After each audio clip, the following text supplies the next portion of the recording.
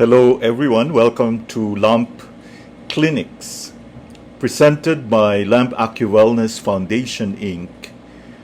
This time we feature common cold, and our patient is a 30-year-old male whose chief complaint is fever. Our patient has a 2-day history of fever. He was exposed to cold in the course of a business trip. He felt cold and had an aversion to cold. His temperature was 38.6 degrees Celsius. There was nasal obstruction with watery nasal discharge, no sweating, no sore throat, but slight cough with some white sputum and generalized aching. He was not thirsty. Appetite was poor. Urination and bowels were normal. Tongue has a slightly red body with a thin, white, rather moist coating. Pulse is floating and a little tight. Let us now analyze the symptoms. Feeling chilled, accompanied by fever, would signify invasion of superficial tissues by pathogenic factors. The absence of sweating means there is obstruction of the pores. Nasal obstruction with watery nasal discharge and the cough with white sputum would mean there is obstruction of lung qi. Generalized aching is due to poor movement of qi in the channels. The light red tongue with thin coating and the floating pulse would mean that this is an exterior pattern. The white, moist coating on the tongue and the tight pulse, there is cold. In traditional Chinese medicine, there are 6 important environmental factors: wind, cold, summer heat, dampness, dryness, and fire. Under certain conditions, these natural factors can become pathogenic or cause disease. Each pathogenic factor has different characteristics. Thus, the signs and symptoms caused by each of them are likewise different. Cold is one of the most common pathogenic factors. Among its characteristics are the following. Cold is a yin pathogenic factor. It obstructs the circulation of yang qi and also readily consumes the yang of the body. Cold has a tendency to freeze and therefore to slow down circulation of qi and blood, leading to obstruction in the channels.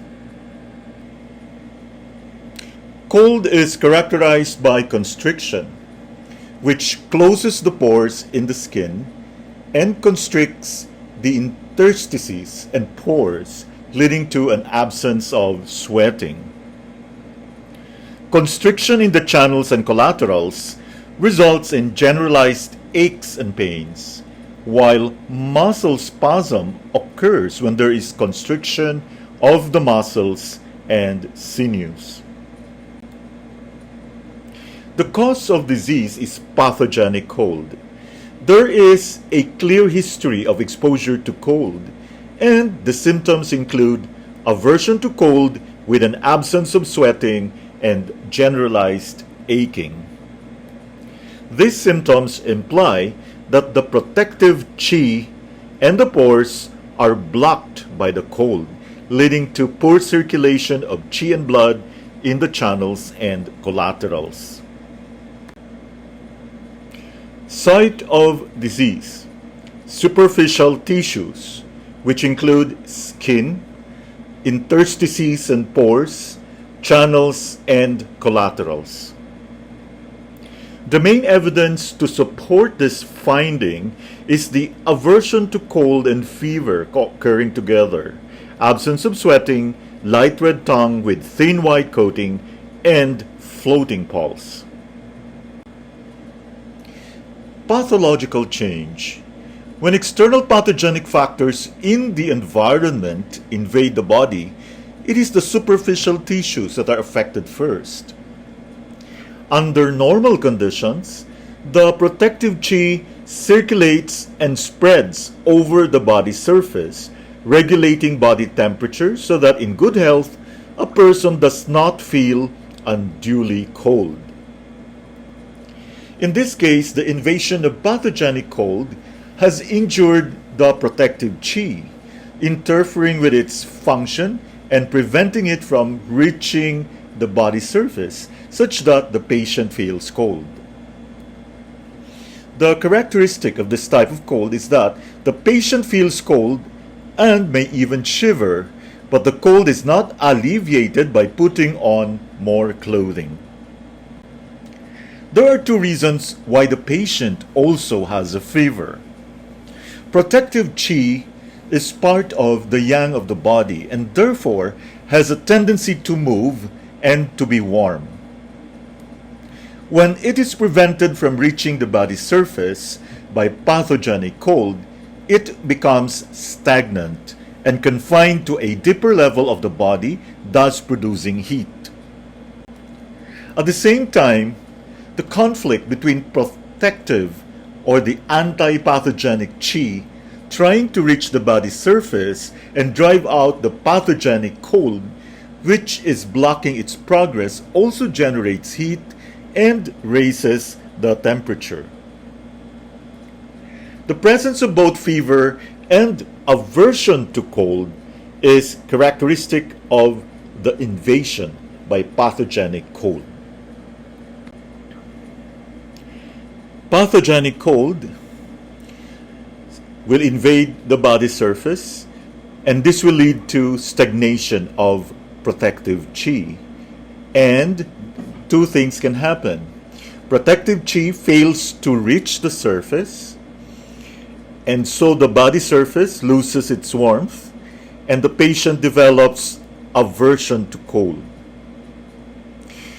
Or, because of the stagnation of protective chi, the stagnation of protective chi inside becomes heat, and so the patient develops fever.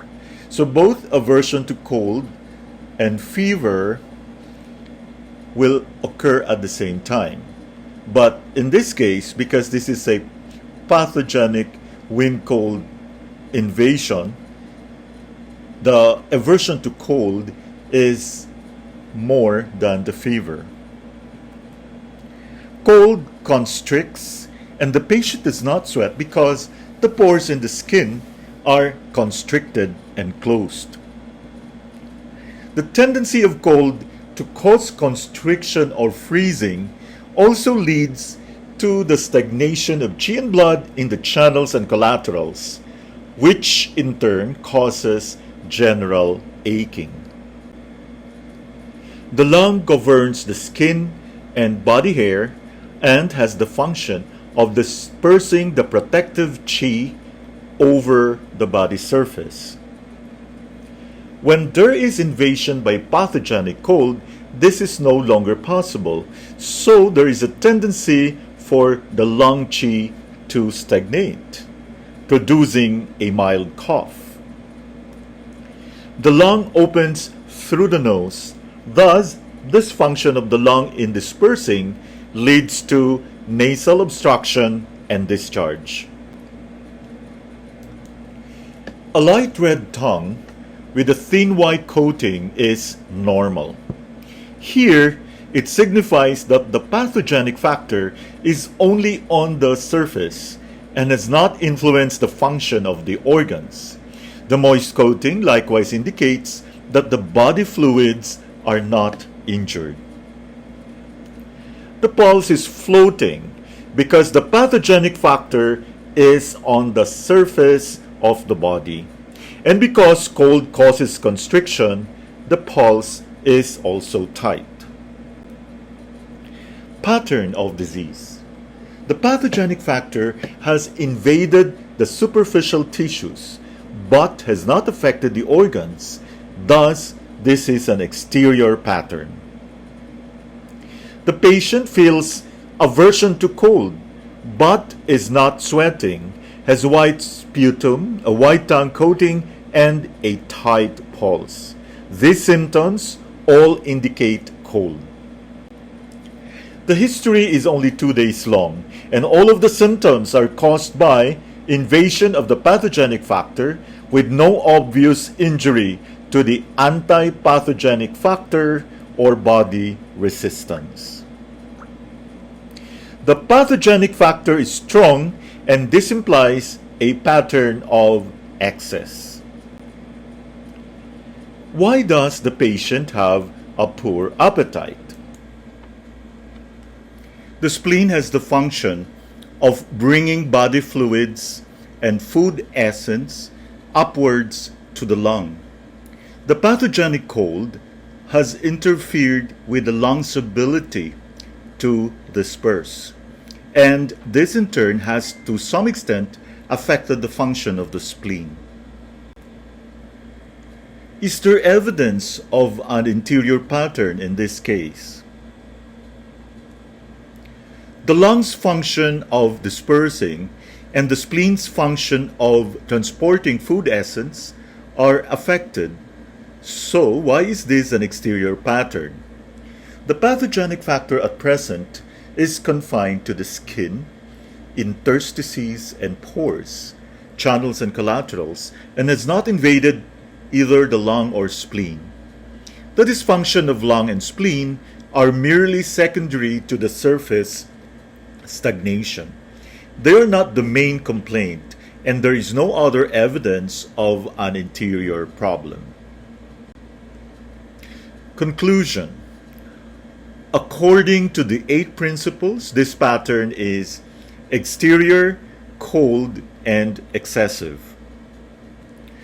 According to etiology, it is invasion of superficial tissues by pathogenic cold. Treatment principle: expel the pathogenic cold and relieve the superficial obstruction. Selection of points: lung 7, liye bladder 12, feng gallbladder 20, feng shi.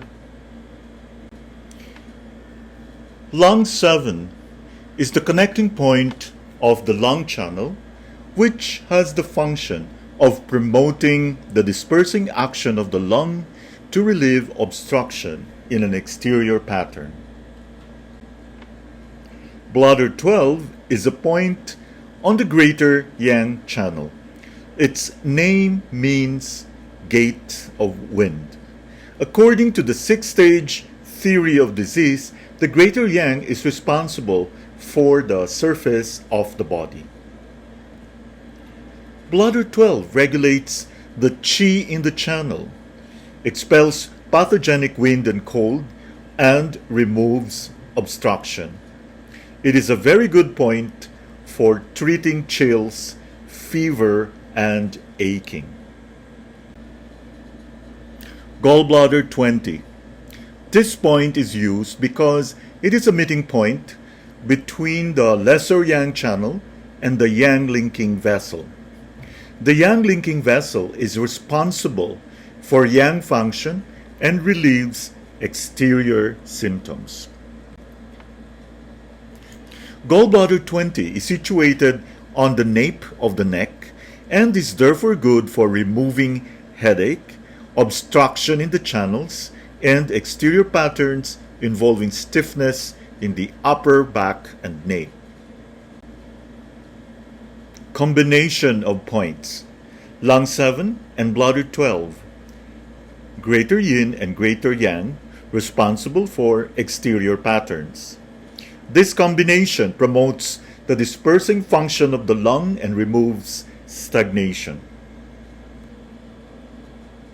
Bladder 12 and gallbladder 20. The names of these 2 points mean gate of wind and pool of wind, respectively. They are strong points for expelling wind cold from the upper body. Follow-up. The patient returned 2 days later when his temperature had become normal. The cough was more pronounced and his appetite was still poor. The other symptoms had disappeared. The tongue coating was white and thicker than before, and the pulse was slightly slippery. This implies that although the pathogenic factors had disappeared, the lung dysfunction remained, and there was some phlegm. Different points were used.